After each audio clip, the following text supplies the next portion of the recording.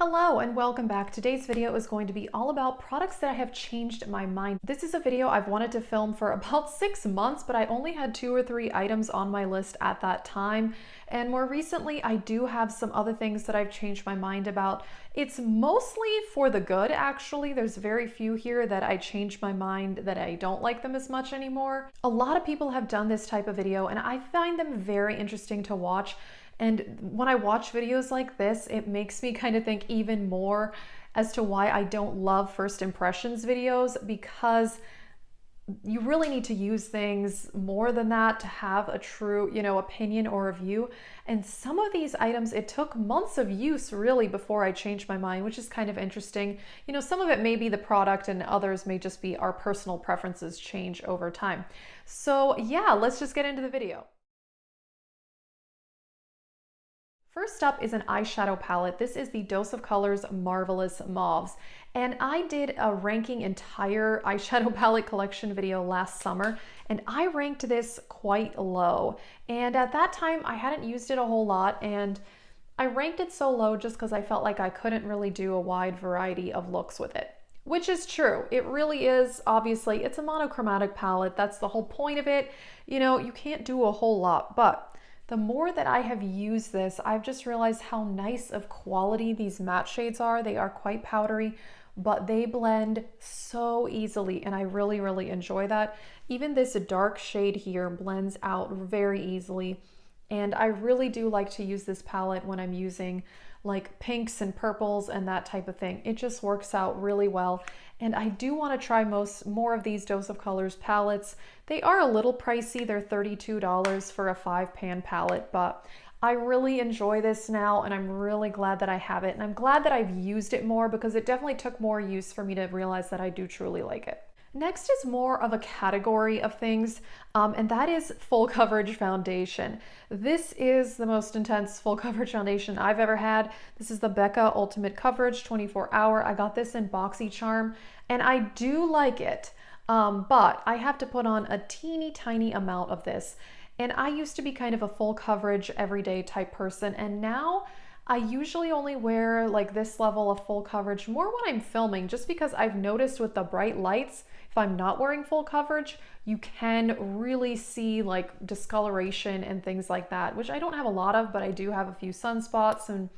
But in real life, I've just realized that when I'm wearing super intense full coverage, especially for an entire day, it may look fine for 3 or 4 hours, but often once I get to that 8 to 10 hour mark, things are kind of sinking in and it just looks more mask-like. And I don't know, I just don't like that as much over time. So most days I still wear full coverage foundations, but I just only put a small amount on, or I use like my ColourPop tinted moisturizer. I love that.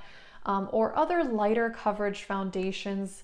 The e.l.f. one that one you can build up, but it's more of like a medium coverage. So I still like full coverage, but less so much on an everyday basis. And when I use those foundations, I just use much less of them than I used to. All right, a more specific item that I have changed my mind about, and that is the e.l.f. 16-Hour Cambo Concealer. I don't have it anymore because I did recently declutter the one I had. The color I had was just way too light. I do have the hydrating version now, and I liked the other one. I did, and I actually finished an entire tube of it. But the more I used it, the more I realized it's kind of heavy and it can sink into my lines more than some of my other concealers. I do think this hydrating one is much better, and I also love the CoverGirl concealer and the Milani. Those two are some of my favorites, and yeah, I just feel like that e.l.f. one, the original Cambo, was just a little too much, a little too intense, and could be just a bit drying. I have very dry under eyes, so yeah, I didn't hate it. Like I said, I finished an entire tube of it, but over time, I just realized it's not my favorite concealer. All right, something else that I am really enjoying that I did not used to enjoy is cream blush. And I owe this all to the Partners in Cream project pan that I'm a part of, because it has really gotten me to use my cream products more, and I love cream blush. This was the Milk birthday gift from Sephora. This is Work Lip and Cheek thing. I don't know. I've never used it on my lips, but I do use it as a cream blush. I still put a little bit of powder blush on top so that it lasts all day. but it looks so beautiful, so natural. It looks more like you're kind of glowing from within versus just a powder blush. And yeah, I'm in love. I love cream blush.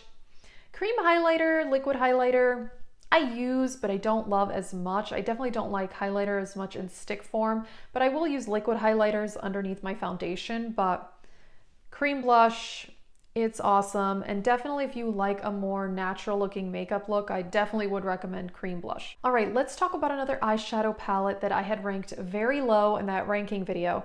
That is the Natasha Nona, the Mini Nude palette. This one is $25. And I kind of said similar things about this as I did the Dose of Colors, that, you know, it's kind of a one-trick pony. It's only 5 pans. You can't do a whole lot with it. But the more I've used this, these metallics are so beautiful. This one and this one in particular. This one I think is a duochrome. They definitely need a wet brush. Otherwise they are Fallout City, but they are so beautiful. And the matte shades, the more I use Natasha Nona, the more I realize I love her mattes. They are some of the easiest matte eyeshadows to blend that I have ever used. They practically blend themselves. I feel like I just get such a smooth eye look when I use her mattes. The ones I also have the Mini Lila and the Metropolis, and I feel the same way about those. The matte shades are phenomenal. So yeah, these are not the most unique colors the world has ever seen, but the quality is amazing. I love the foiled shades and I absolutely love the matte formula. So yeah, I'm definitely falling in love with Natasha Nona, and now that I've used this more and I have the other palettes, I'm definitely now a Natasha Nona believer. Next up is liquid lipsticks. And liquid lipsticks are something I've gone back and forth with over the years, whether I like them or I don't like them. And I've come to the conclusion that the bold colors, liquid lipsticks, they're just not for me. You know, they tend to kind of get dry throughout the day, crumble, wear away in an unflattering way. However, nude liquid lipsticks are some of my favorite lip products now. And I've kind of fallen in love with them through project panning them, because I just started wearing them every day with a lip gloss on top. And it's super comfortable because you have the lip gloss on top. And it's longer lasting than a regular tube lipstick. It's pretty amazing. This one is from Dose of Colors, and bear with me, this is just like a peachy nude. But yeah, I really like nude liquid lipsticks now. Like I said, I need to stop buying the bold colors just because I wear them very, very rarely. But the nude liquid lipsticks, I slap on a lip gloss and it's amazing. Right, another lip product, lip liner. I've gone back and forth about lip liner also. I had a phase a few years ago where I wore lip liner all the time, and then I forgot about it and I stopped wearing it. But lately I'm into lip liner again. And this is my newest lip liner that I'm wearing today. This is Mcgrath Contour. This is super hyped up. It's just a brown nude, but I do really like it. Now this formula feels kind of sticky when you're putting it on, but it is long wearing, and I do need to put like a lipstick or a lip gloss on top on its own. It feels pretty uncomfortable, to be honest, but I put on a Mcgrath lip gloss on top and I love it. This is the same lip combo that I was wearing in my tutorial that I posted earlier this week. I really like how that look turned out, and I used this and my Mcgrath lip gloss, and oh my gosh, I love that combo, and I just feel like this looks really nice. But lip liner, you know, the more I wear it, I do think it's nice to get that definition of the lips, which it's kind of hard to get that with just a lipstick on its own, whether it is a liquid lipstick or a bullet lipstick.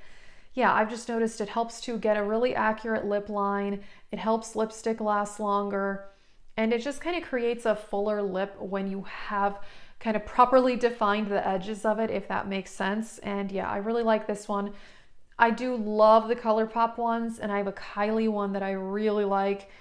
And then I have a few from AOA Studio from Shop Miss A, which those I would say those are not as good as the others, but they are still quite good, and I do love those. All right, 2 things left, and they are both eyeshadow palettes.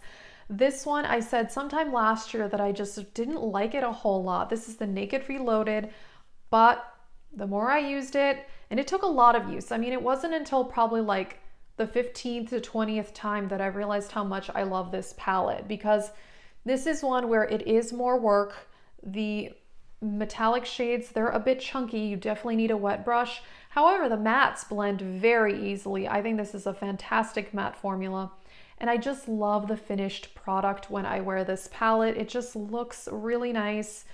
And I mean, it is a mostly warm neutral palette, so it's, you know, nothing groundbreaking or anything like that. But I love the final looks that I get with it. And this is one of my favorite neutral palettes now, which is kind of crazy because when I bought it last year, the first like 5 times that I used it, I said I didn't really love it a whole lot and I was not that impressed, but just goes to show that sometimes you really need to use something thoroughly to get kind of a proper grasp on it.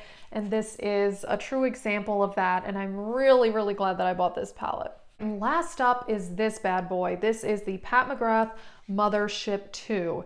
And I got this for Christmas and I had used it about 5 times when I first talked about it in a haul. And I said, I wasn't amazingly impressed. You know, I wasn't blown away. But the more I used it, I am in love. And I do think that the Pat McGrath formula, it's harder to work with. I feel like Natasha and Nona and Pat McGrath, I mean, people kind of talk about them like, oh, they're so expensive, but they're so good. But they are opposite sides of the spectrum for me because Natasha and Nona shadows, I think are some of the easiest to work with and easiest to blend out of everything in my collection. Whereas Pat McGrath, you kind of have to get used to the formula and use different techniques. And it just works a little bit different. But the more I use her shades, I'm in love. So this palette has 4 of her special shades, which these are Glitter Fallout City. If you don't use either a wet brush or glitter glue, it's bad. I tried that at first and I was like, oh my gosh, these have no pigmentation, but you know, you definitely have to work with it. But if you do that, they look amazing. They're so sparkly and beautiful. Her mattes are very, very good, easy to blend. These shades are satin shades and they're not crazy pigmented, but the more I use them, the more I like them just in general. I put them all over the lid. I've used them in the crease, and I've also used them as a base for these more intense shades, and I really like that as well. And I recently purchased 2 of her mini palettes that I did that tutorial on if you're interested in seeing that. It's good. I really do like her formula. I do think that it's just a formula that it's just different than other things that I own. So it took some getting used to, but now I'm in love and I'm obsessed, which isn't great because it's so expensive. I mean, this palette is $125, but those mini palettes are only $28 each. And I think the quality is fantastic on those. So those I would definitely recommend good eyeshadows for someone who doesn't already have the other Pat McGrath palettes because those shadows are in her other palettes. So if you own those, obviously you don't need to buy those, but this is great. It's amazing. I will say the packaging is beautiful and luxurious, but it's really heavy and bulky and I don't love that. It's not very practical. It takes up a lot of space, but it is beautiful and I love the colors in here. Alrighty, that is it for this video. I really like watching these type of videos because I think it's interesting to see what people have changed their minds about, whether it's just it took more use on the product to realize how it really works or it's just a personal preference type thing. So yeah, let us know what you think. Let us know some things that you have totally changed your mind about, good or for bad. That is it, and thank you so much for watching.